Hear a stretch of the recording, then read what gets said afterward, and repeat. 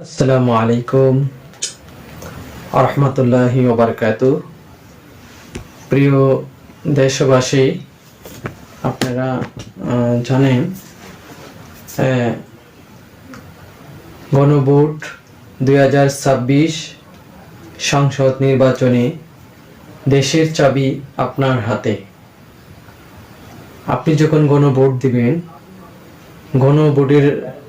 গণভোট হলো হা ভোট, মানে হা ভোট দিবেন, দেশের পক্ষে থাকবেন, জুলাই আন্দোলন এবং জুলাই সনদের পক্ষে থাকবেন, শহীদ ওসমান হাদির পক্ষে থাকবেন এবং দেশ থেকে স্বৈরাচার মুক্ত বাংলাদেশ গড়তে হলে হা ভোটে হা দিতে হবে। তো আপনি কি চান? আপনি কি এমন বাংলাদেশ চান সেখানে তত্ত্বাবধায়ক সরকার, নির্বাচন কমিশন ও সরকারি কর্ম কমিশন, পিএসসি গঠনের সরকারি দল ও বিরোধী দল একত্রে কাজ করবে?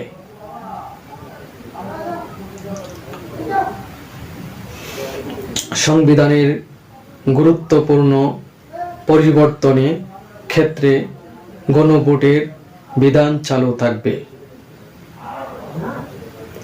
বিরোধী দল থেকে ডেপুটি স্পিকার এবং গুরুত্বপূর্ণ সংসদীয় কমিটিসমূহে সভাপতি নির্বাচিত হবেন।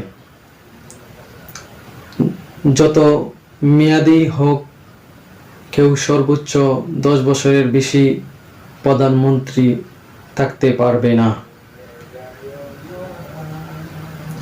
ক্ষমতার ভারসাম্য প্রতিষ্ঠার জন্য পার্লামেন্টে একটি উচ্চ কক্ষ গঠিত হবে। আপনার মৌলিক অধিকারের সংখ্যা, যেমন ইন্টারনেট সেবা, কখনো বন্ধ থাকিবে না, কখনো বন্ধ করা হবে না, বাড়বে। দণ্ডপ্রাপ্ত অপরাধী রাষ্ট্রপতির ইচ্ছামতো ক্ষমা করিতে পারবে না। রাষ্ট্রপতি ও প্রধানমন্ত্রীর ক্ষমতার মধ্যে ভারসাম্য থাকবে।